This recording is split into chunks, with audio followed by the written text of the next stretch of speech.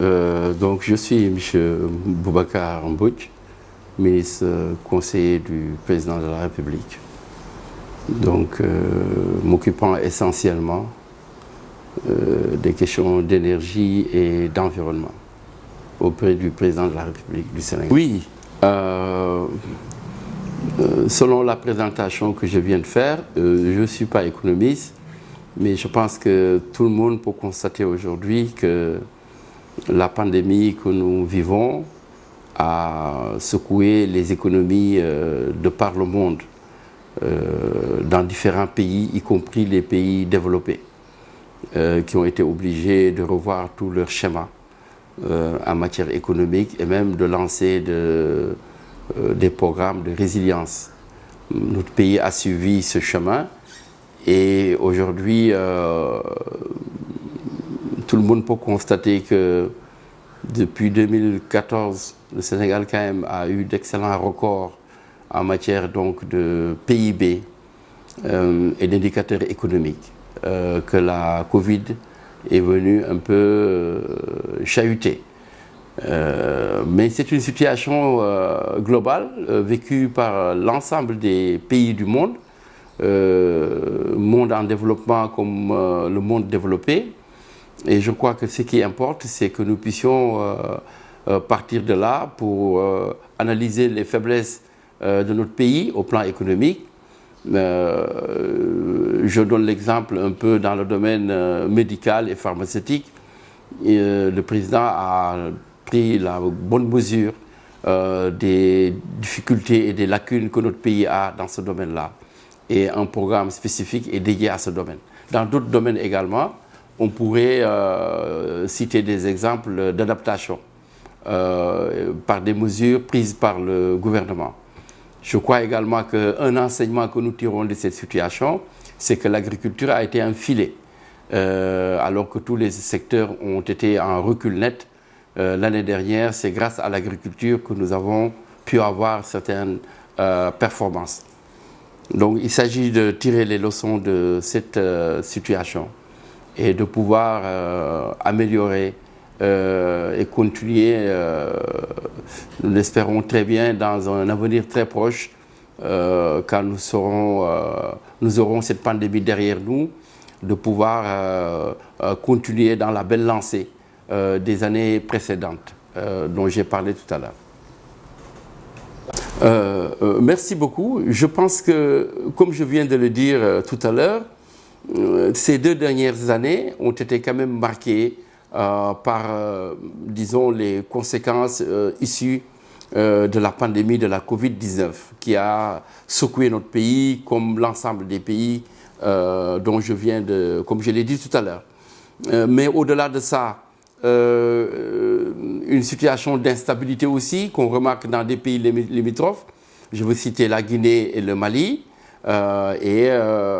qui nous conforte dans l'idée que nous devons, dans nos actions quotidiennes, veiller à ce bonus, pour ne pas dire à ce, disons, à cette comment dirais-je encore, à cet attribut de l'État du Sénégal et de notre nation, cet attribut de stabilité qui nous a valu depuis l'indépendance d'avoir quand même une continuité dans la gestion des affaires publiques, dans la gestion de l'État et les performances que nous avons pu réaliser. Puisque quand même, quoi que l'on puisse dire, quand vous vous déplacez dans la sous-région, vous pouvez être fier de ce qui a été fait jusqu'ici, même si des difficultés persistent encore. Mais il est évident que sans stabilité, on ne peut pas s'occuper sérieusement des questions de développement. La preuve, c'est que si vous prenez l'exemple du Mali, où l'État et ses attributs ont été pour l'essentiel disloqués, il va falloir mettre peut-être encore 10 ans pour stabiliser ce pays. Donc ça, c'est quand même un patrimoine commun sur lequel tout le monde doit veiller comme à la prunelle de ses yeux. L'autre question que je voulais évoquer, c'est un peu une question d'ordre politique, la question des locales, des élections locales à venir, et pour insister sur le fait que nous devons veiller à ce que de ces élections, il sortent des équipes municipales qui soit quand même assez apte à gérer un peu les politiques locales. Puisque quand on regarde très bien, quels que soient les efforts qui sont déployés au niveau central, la finalité quand même, c'est les impacts attendus au niveau des collectivités territoriales. Le développement du Sénégal, c'est le développement des collectivités territoriales en fait. Et donc si à ce niveau, nous n'avons pas des équipes assez compétentes et assez aptes à concrétiser les politiques de l'État, nous allons quand même toujours continuer à vivre un certain nombre de situations. Au niveau central, toutes les politiques d'équité territoriale et sociale, en réalité, les récipiendaires, ce sont les collectivités locales. Donc, moi, s'il y a un appel à lancer, c'est un peu de dire à tout le monde, opposition comme nous de la majorité, que l'important, ce n'est pas seulement d'avoir un maire, c'est d'avoir aussi une équipe municipale dans laquelle il y a des compétences dans tous les secteurs, dans le domaine de l'agriculture, dans le domaine de l'énergie, hein, puisque selon les régions agroécologiques, chaque collectivité territoriale a des atouts qu'il peut mettre de l'avant. Et ça, je crois que c'est important. Et peut-être que c'est tôt aussi d'en parler, mais j'espère bien qu'on y viendra pour que ce débat soit lancé, pour que l'on puisse savoir, en plus des politiques de l'État au niveau central, comment aujourd'hui renforcer aussi bien les moyens que les capacités institutionnelles et techniques des collectivités territoriales pour pouvoir donc concrétiser les objectifs de développement. Déjà à ce niveau, le président de la République a lancé un important projet communément appelé Programme d'accès universel. Pour dire qu'en 2025, l'objectif clairement visé est que tous les Sénégalais, où est-ce qu'ils se trouvent sur le territoire national, puissent accéder à une énergie qui est fiable, durable et aussi à un coût supportable pour les populations. C'est un vaste programme à enjeux multiples, puisque aujourd'hui, comme je l'ai dit tout à l'heure, cela relève également des politiques d'équité territoriale. On ne pourrait pas justifier ni humainement ni philosophiquement pourquoi quelqu'un qui habite en ville bénéficierait du courant électrique avec toutes ses commodités et pas quelqu'un qui habite dans un village quelconque au Sénégal. Donc c'est une situation un peu dont nous avons hérité disons donc des politiques coloniales. On me dira que bon maintenant ça fait 60 ans maintenant qu'on est donc indépendant, mais quand même ça a été des tendances qui ont été difficiles à résorber.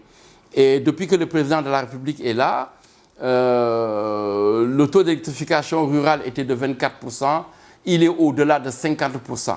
Et il s'agit d'ici 2025 de parachever cet important programme en donc permettant à ce que l'ensemble des Sénégalais puissent accéder donc disons à l'électricité.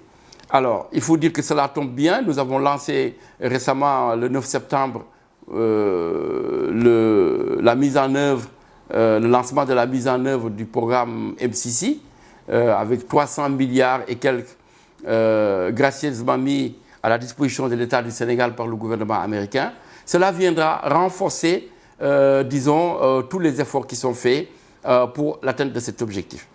Non sans dire également que Sénélec a lancé un important programme que l'on appelle communément Gaz to Power, puisque vous savez, les questions économiques que j'ai essayé d'évoquer tout à l'heure dépendent beaucoup des facteurs de production, notamment l'énergie, qui est en bonne place. Parce que quoi que vous fassiez, si vous voulez produire de façon assez moderne certains biens de consommation, vous êtes obligé d'utiliser de l'électricité comme énergie finale et donc disons l'énergie, le pétrole ou autre comme énergie primaire. Et donc, si nous avons un prix du kilowattheure au Sénégal qui est assez élevé relativement à nos voisins, évidemment, c'est une perte de compétitivité pour nous.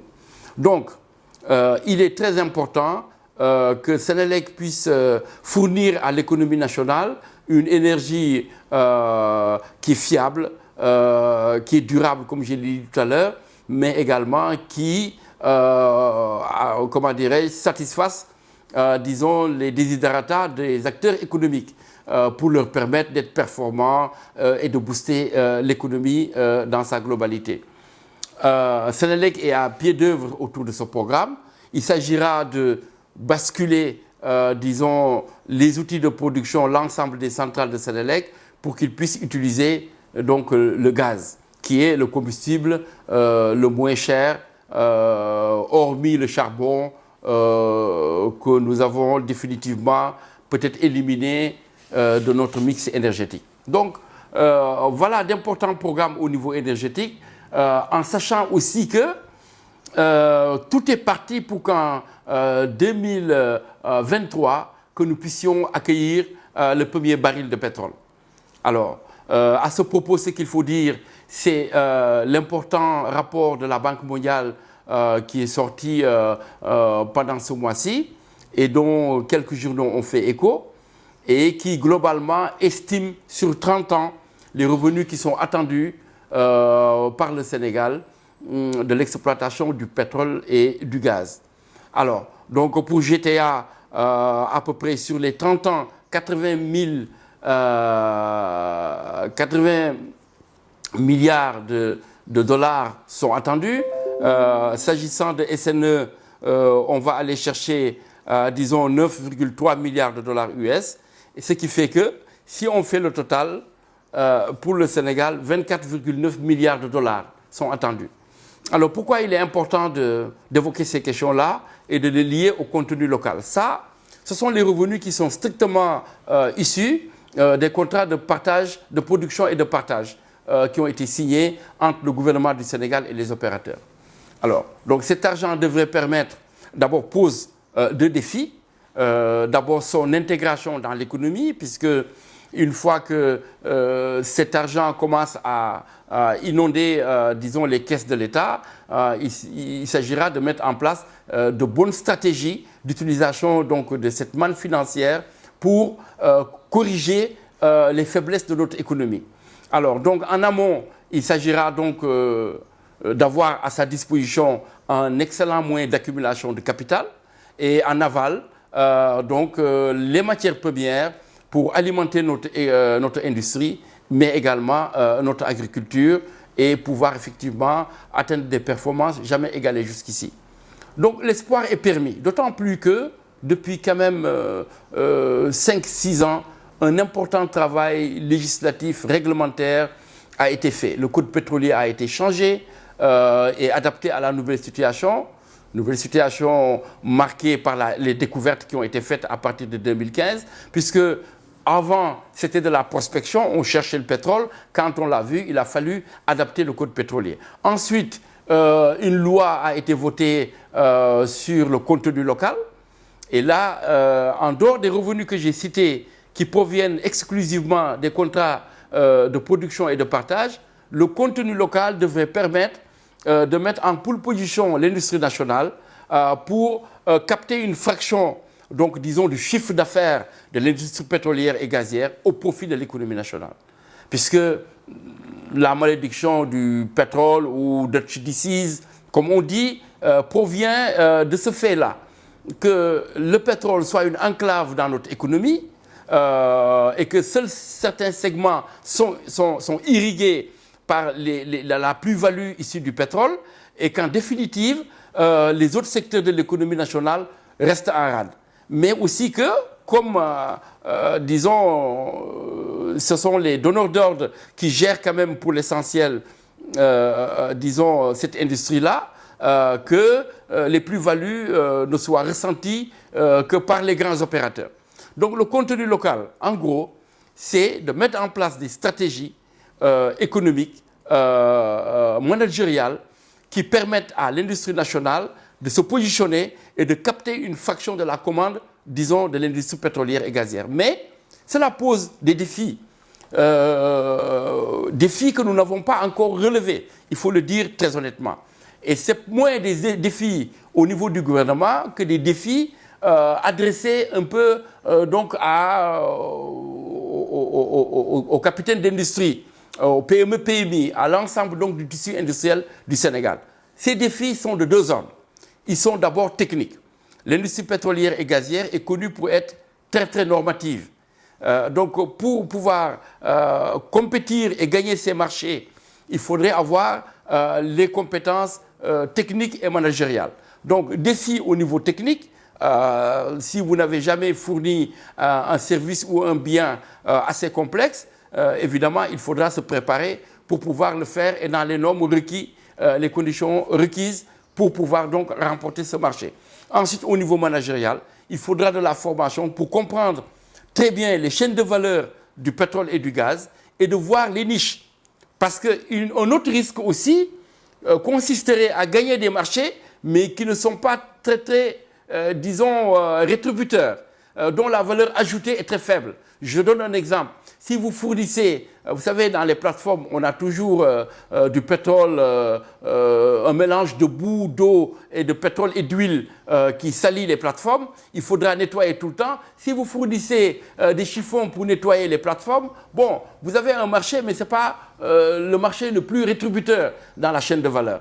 Hein, à contrario, quand vous fournissez des machines-outils ou bien donc, des groupes électrogènes ou bien autre chose, vous gagnez beaucoup plus d'argent. Donc là, les défis sont là. La loi sur le contenu local a été votée.